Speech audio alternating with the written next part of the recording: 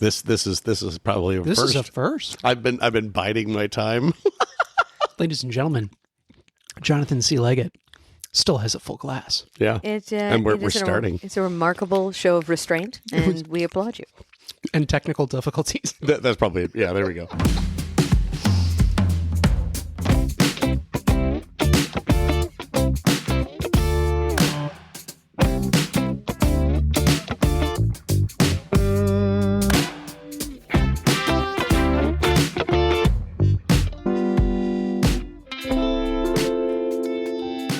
Greetings and/or salutations, and welcome to Imbibe Cinema. The Imbibe Cinema podcast is brought to you by the Blue Whiskey Independent Film Festival, otherwise known as BWIF.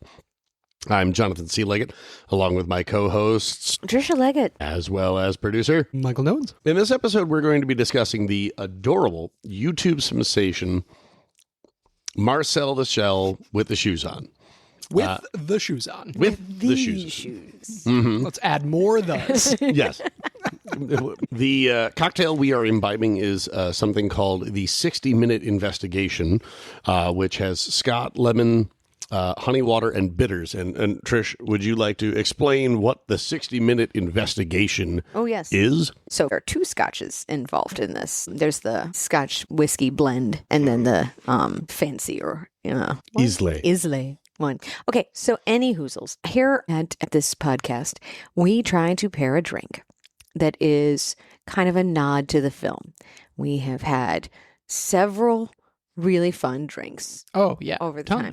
Usually with really cool, unheard of ingredients that we have to track down and never use again. So we have this wonderful bar full of very exotic liqueurs that we don't use. And I could not afford to go out there for more. So I looked, I was trying to find a recipe that would go well with the film. And also, that was a hard thing to do to begin with. Sure. See, audience, our story takes us down the rabbit hole of the web. And in that, there is no Marcel The Shell themed cocktail. There is no wholesome, the simple things in life bring profound moments to you themed alcohol. I had posited the idea of using clamato, which is clam and tomato juice, but Tricia was against that vehemently. Yes, on principle. So here's the thing. As I'm looking through things, I find nothing. And then I start getting desperate. I'm starting making associations. There was one drink called sea legs, and I thought, well, sea shell, legs go in shoes.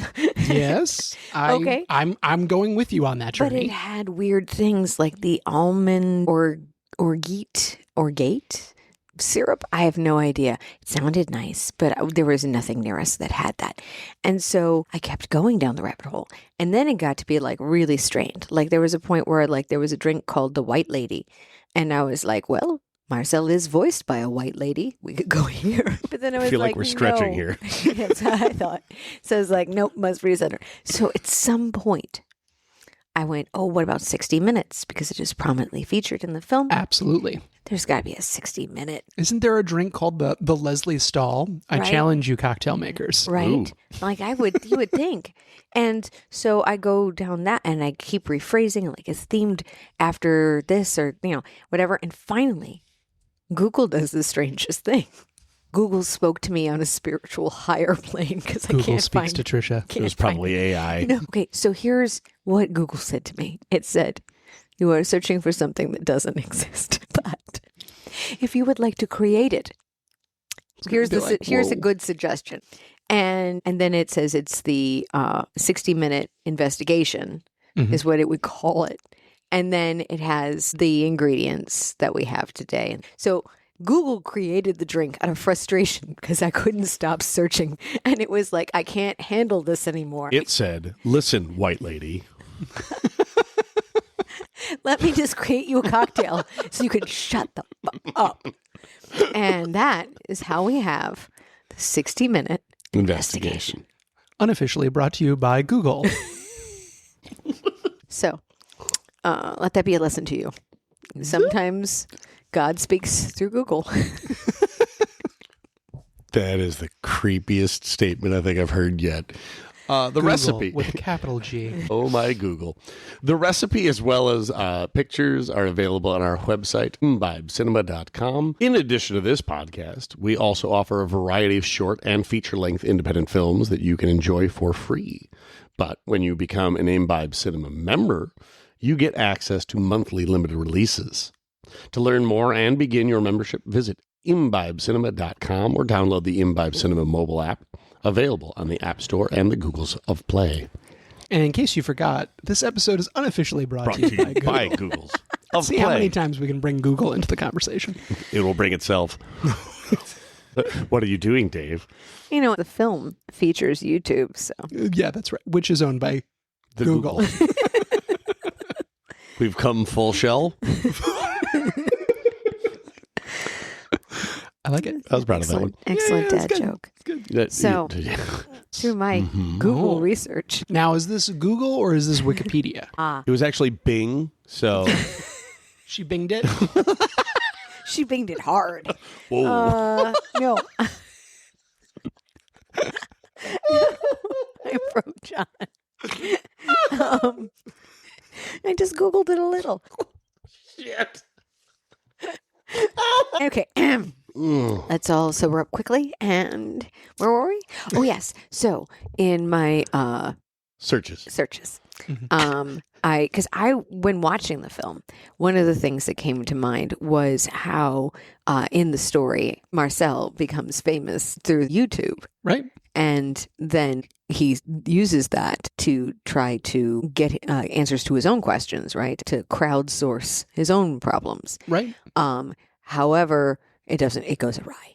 And made me wonder, did this film actually originate as a YouTube sensation? Mm-hmm. And in fact, it did in 2010, because the film came out in what, 21? Yes, 2021. So when the short came out, it was 3 minutes or 4 minutes, something like that, and it's cute. I enjoyed it.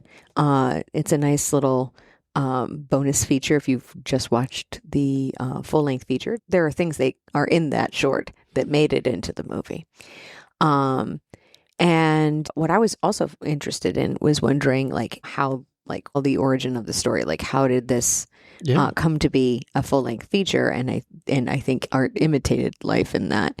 But the other thing, it took 7 years to make the project, 7 years, and partially because they like plotted everything out in such incredible detail, so much so that they were like measuring how far he could move throughout a scene, and then they would like block and come up with the whole scene, and then they would act it out and have like little sketches or whatnot video done for the stop motion crew, so that when they filmed it, they would know. But then at the same time, they were improvising. It was very interesting how they managed to balance that.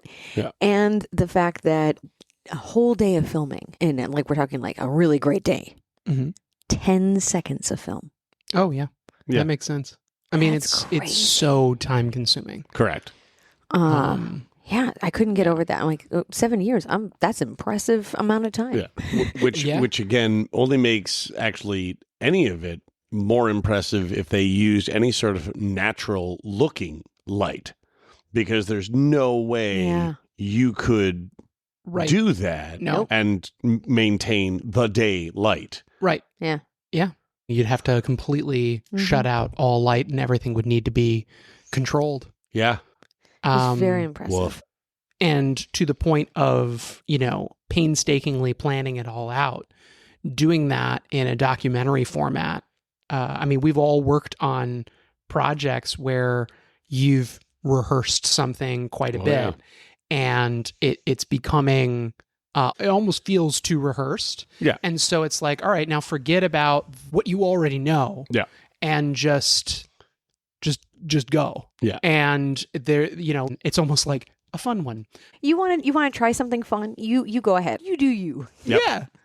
So that's pretty cool, because I think that's also what leads to that documentary feel, is because there is a little something rough around the edges about it. Yeah. From, just like a Curb Your Enthusiasm level, scenario where I wonder how much of it was just them with a headset kind of having conversations and being like, all right, it's a new day and I'm asking you, what you're doing or, and whatnot, and allowing that part of the improv to kind of inform those kind of quick banters and back and forths where like, she says something, he says something, about, okay, well, how's that? And then she immediately pops back with something.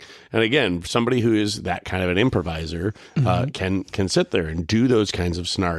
And from a documentary standpoint, you get enough of those, small quips and back and forth, and you could start to, just have a narrative, a documentary-esque thing just out of clips of those. And then, you find where you either need to fill some gaps from a narrative standpoint or whatnot and be like, all right, now we're going to do the same thing, except this has just happened. Let's have that inform how this is going to go. And, I feel that at least once you've got all the language, you've got the narrative, you've got all the I don't want to call it scripted at that point, but you would know all the words you're trying to go through.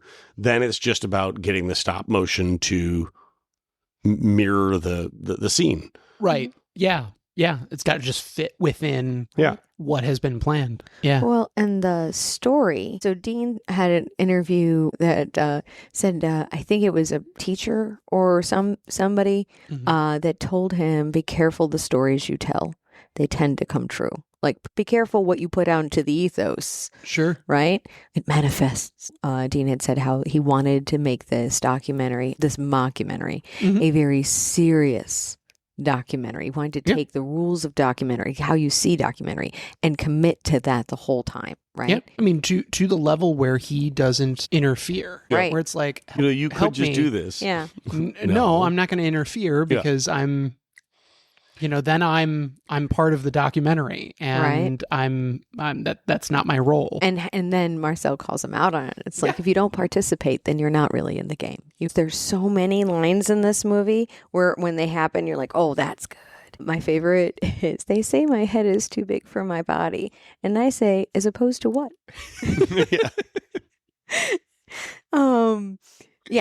What people sometimes forget is how powerful just giving a little snippet of something and letting the audience fill in the blank. Yeah.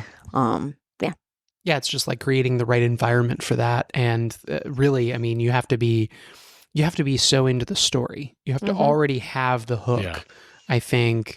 And then you'll go along with the quotes. One of the, I wrote a couple of them down. Oh, good. But one of the ones that I really liked, and if I remember correctly, this is like one of those moments where it's its own little section. Marcel is talking to Dean and turns around and says, guess why I smile a lot? Because it's worth it. And that was the whole scene. It's such a simple little sentence. And it's if you've gotten into the movie this far, I challenge anyone to not smile at that moment. Like, how can you not? Yeah. And I think that's why, in a nutshell, why I love this movie so much. Why in a nutshell, not at a seashell? Why you like this movie? In a seashell, why I love this movie. It's a movie that, like, if you're in a bad place, you could put this movie on and you'll feel better by the end of it. At some point, we should just talk about like what primary message, what is the first message of this film that resonates with you? Oh, that's fair. I know for me, it would be just the childlike naivete of this character, the sheer fact that Marcel's worldview is not tainted by everything that we as adults have to deal with. And so the honesty of the statements and the glee in just little nothings is I think what really helps drive what Michael was saying about the sheer fact that, like, if you're having a bad day, sure, this film has a lot of lows, but the highs that are in it are only that much more accentuated because of the lows, and you get to almost feel childlike while watching this. Yeah. And it brings you back to a joyous time of that simplicity. where everything made so much more sense. Yep. And how big the world is. Yeah. And the way they address that in the kind of like the cosmos, the universe, how small we are in that. And then that scene on the windowsill and the wind just comes in through the window just right and it goes right through the shell and it makes the noise. And he's like, and the noise wouldn't exist if I wasn't there in that moment. And how much in this world is out of your control? How much of this world is so big and in existence and all in time and space, and yet you can still like bring something new and unique and beautiful into this world just by being in it, and it's just by existing, so beautiful. Yeah, it's all a shell with a googly eye. It's so beautiful. And shoes. And shoes. We're going to take a few moments to fill our glasses and get ready to imbibe more after this. Woohoo.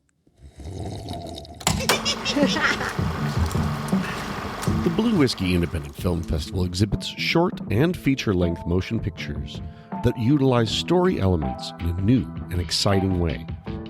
Our official selections are a carefully assembled blend of imaginative, sophisticated, and full-bodied stories.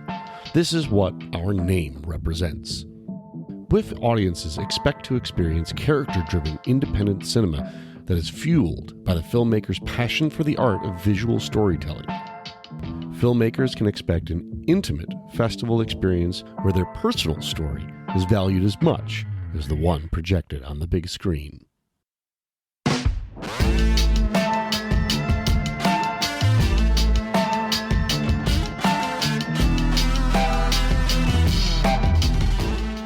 I'm Jonathan C. Legat, and I'm here along with Tricia Legat. And Michael Noens. And we are discussing Marcel the Shell. Sally sells this Marcel the Shell. It's a bad business model. It is. She could just pick him up. Marcel the Shell with shoes on. Enjoying this podcast? Please subscribe or follow us on all of your favorite podcast providers to get new episodes as soon as we release them. Rate and or leave us a review to help the show reach a larger audience. And you can also follow Imbibe Cinema on Facebook, Instagram, and the Threads. Also, you can send us a text. Look for the link in our show notes, and you can send us a comment or a question, and we'll try to make some time to address those questions, comments, or concerns. Don't be shy. Reach out. Please. Reach out. My suggestion would be if you need to text Tricia, text Imbibe, and we will force her to answer. We'll answer collectively as Tricia's assistants. We speak for the collective. Oh, dear. All right. So we did want to discuss the perspectives from this and how we were discussing kind of the idea of how small one feels on the blue marble and the perspective of that alone. But what are your additional thoughts on the subject, I guess? I mean, for me, it changed my perspective of nature. Like when Marcel is reunited, I think the second time watching it, I was really taking more notice of all the different kinds of creatures, I guess. Yes. Oh, yeah. Pretzels, peanuts. The ghost? Yep. Ghost. What's with the weird ghost? Yeah, the weird ghost was there. And then it's like, wow, I really was limited in my whole like... Chex Mix? Well, yeah. But also it was like, oh, how terrible am I to limit my thought of what's sentient in this world? Because I'm like, I draw the line at pretzels and the ghost. But to me, I guess what I realized when I was noticing all of these things, they're all things that were valued and discarded. And then they have a life of their own, it seems. So in other words... Because it's like the peanuts even, they're like cracked open. Yeah. Like, but never eaten, never, just discarded. And so it's like, what happens to them then? Well, apparently they live on a life of their own. And where the lost things go. So what we're saying is right now, in each of our vehicles, there is an entire family of McDonald's fries. Yes. That have fallen in between the cracks and are actually living sentient lives in our vehicles. Yes. Well, I mean, knowing what they put into those French fries, are we surprised? Okay, you are now envisioning yourself as a shell. You are in the perspective of something that is tiny. The honey is the thing that made me giggle more than anything else. Yeah, the climbing fact that, the walls. Yeah. That Marcel continues to go step in honey to go, walk up or down walls. And at the same time, there's points where it's like, okay, you have gotten yourself into said sink. You're not near the honey anymore. How do you get out of the sink? Right. Yeah.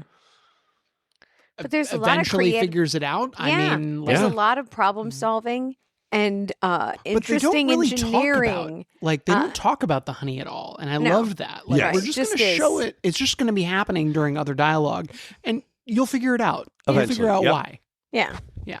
As there's little feet all over the walls. Right. I do love the concept of the whole discarded things.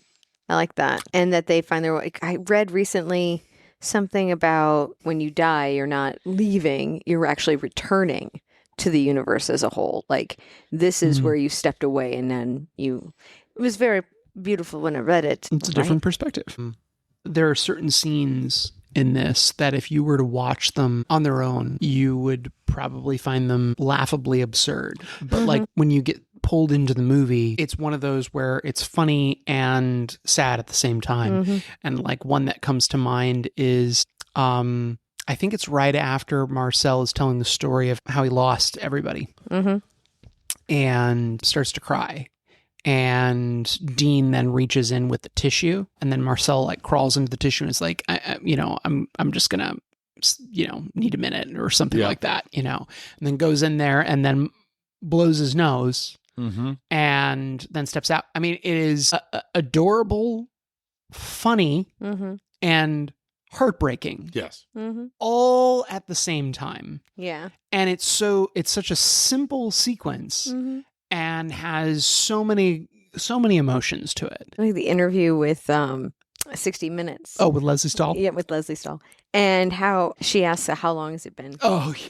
And he's like, oh, I don't know. Seasons have passed. Flowers have come into bloom and are gone. And I don't know how to measure the time, only that the aching has gotten bigger, like the hole in my heart. And it's this beautiful sentiment about how, when you're heartbroken, time goes forever, right? And also, when it's time to a shell. And then she just quickly cuts over to the filmmaker, Dean, and she goes, do you know how long? He goes, yeah, 2 years. And then Marcel, without missing a beat, is like, oh yeah. That's nice to know. Yeah. Oh. So adorably matter of fact, and like I said, the childlike naivete. Yes. That just you're immediately sucked into the world, and you enjoy the journey that you are taking. But also, I think there's that whole layer of real life when there is tragedy, when there is heartbreak or grief. There is humor. There always is. And that's what makes it painful. In some ways, it's what alleviates the pain. For those going through it, it keeps them from sinking to a point where they can't go forward. Humor can get you through it. But then also when you watch somebody finding the funny or the silly in a moment that is heartbreaking to keep themselves, then it's heartbreaking to watch even. Yeah. But when people are like, drama, drama, drama with no humor, then it's like, whatever. Right. Yeah. You're not as emotionally invested. I don't know. Right. Yeah. They're just emoting. We're just Batmaning out. Right. Yeah. Batman. Martha. Why did you say that name? Don't we always reference Star Wars? Have we gotten there yet? You just did. Star Wars versus Star Trek. Well, there you go. We could do that. We could do a bonus episode. We should bring 2 guests. One of them a Star Trek fan. One of them a Star Wars 100%. And one has to really dislike the other. I love this plan. And then we should because I would just enjoy the conversation. Me too. And then I think we would add very flavor important. text and Very important. poke the bear and That- make them wait, fight each other to the but- death. But I really think we should have them dress up as their favorite character and make it no, it's a podcast, I know, but it's essential that you dress Oh, up. well, then that There will be episode pictures. we're filming. That episode we're filming. Yeah. I saw one of the quotes that is on IMDb, and it's Dean says, "Do you feel angry?" And Marcel says, "I feel angry that we didn't have a better goodbye." And then Dean asks, "Who would you say goodbye to?" And then Marcel just goes into this adorable little thing where I'd like to say goodbye to my neighbors, the Costas. Goodbye, the Costas. Even though we had a language barrier, you were my neighbors. Yeah, you always liked to garden. That is the sell. Goodbye, Anka. Your sense of timing is one of the worst. Goodbye, Mrs. Kim. The time that you ate a pepper flake and it made you fly into the wall was one of the funniest yet most serious accidents any of us has ever witnessed. Wait. And you bore it with great grace and bravery. Goodbye, Brad. Thank you so much for rolling that marble into my bread room. I still keep it to this day. Well, and it's just beautiful because you can love things and miss things, yes, and not really have liked them. Correct. Right. Absolutely. I mean, I think of Kelso in Scrubs. When he's talking about his wife who had passed away, and he was like, she snored horribly. It drove him insane, but he couldn't sleep without that snore. And you're like, heartbreak. Yep. But, it makes sense. You miss the things that even annoyed you. They became part of your life. Right. Yeah. See, warm feelings. And it's not just the alcohol. Though that helped. It did. Sure, it did help.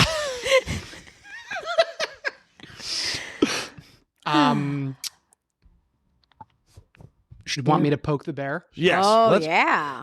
Really, what Poke the Bear is about showing the other side. So we love cinema. We love to complain about cinema. We love cinema says a further proof that YouTube characters seldom translate into feature-length efforts. They didn't watch the movie. I guess so. I mean, this is one of those instances where, especially, I just don't get what they're trying to establish because, I know that they have not yet made a Dr. Horrible's musical blog feature film, but at the same time, You still hold out hope. I do. Well, okay. That should be off the record. Never mind. Just mark that for later. Wait, off the record? Well, no, it's we're recording. Oh, fine. I was just going to say. Sweet baby Jesus. I was just going to say, Superman had Alan Tudyk and Nathan Fillion in it. And then I wonder if, Gunn adopted them. After they forcibly separated from Whedon. You probably go back to year one podcasts, and there's at least got to be a moment where I'm sitting there going, Joss Whedon was my, is my master. Yep. Because, at that time he was doing things that were, amazing. And we had not yet found out that he was, less.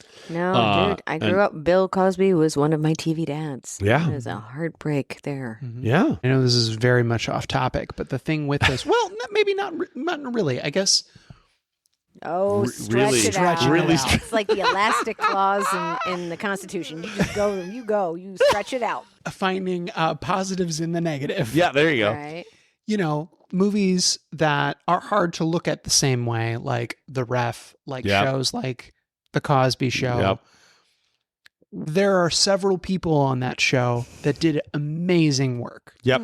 Why should you trash an entire piece of art when it's a collaborative piece of art? Correct. When one person is spoiling it. Yeah. You can dislike that person, but you can still appreciate everything that everybody else did. We can still appreciate, Judy Davis and Dennis Leary and all these people in The Ref, they did amazing work. Don't forget legend Glynis Johns. Yes. Correct. Yes. National treasure. Who has so many great lines in multiple movies. Oh, yes. Beyond Mary Poppins. She is the original Send in the Clowns. She is. Yes. Oh, yes. And I think this holiday season, we should definitely be doing While You Were Sleeping. Oh. I think that would be Elsie, okay? Christmas. How's your heart, good. Elsie? You're right. Yeah. You okay? All right. I'm more than down with that. No, I 1000% concur. It is the idea of you can not like the artist, but still love the art. When you are too comfortable separating the artist from the art, because part of art is the humanity, the connection between people and the artist. And So yeah. Well, but so okay, there's a part of me that can 100% see where you're at. Though at the same time, I feel like when it comes to like or any sort of art that you are enjoying, there is a personal experience in the sense that like as soon as it is created and that it is open to the public, if the public's opinion of that art is that it is a bean rather than a cloud, that it is now the bean. The artist goes, no, it's a cloud, and Chicago has already spoken.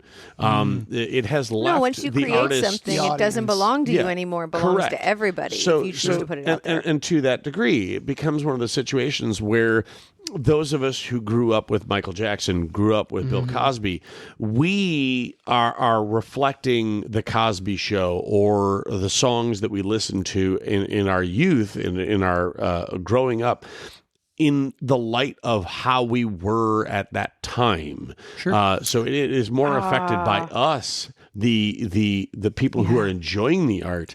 So finding out that, they are less than we hoped doesn't diminish the fact of what that meant to us. There's a great song by AJR, and I'm probably paraphrasing him, but it's something close to all my role models are in the news for the wrong reasons. Yeah. And Yeah. And essentially the whole song is, what does that say about me? Right. Yes. All my role models are on TV for the wrong reasons, and I will unravel if you rip away my best pieces. Thank you, AJR. And when it comes out that they're terrible human beings, I'll be like, but I really love AJR. Damn it. World of Real says a cutesy animated film that plays like a short being overstretched. To me, there was a lot to unpack throughout the whole film, personally. Yeah. So I don't understand this rotten score.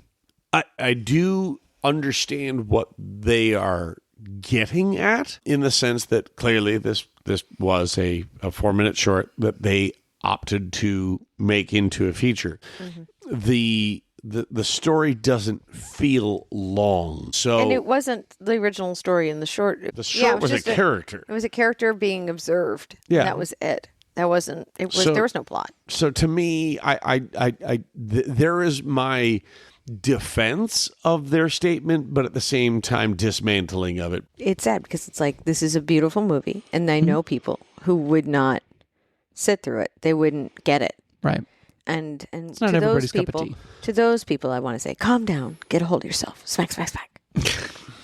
Pull an airplane. Yes, I like it. it's the best movie ever made. Ooh. No, but it is a. I don't know. You've made the statement. No, it is That's just how the ethos- it's a cornerstone of my personality was made in That is definitely watching true. the movie Airplane. That is definitely true.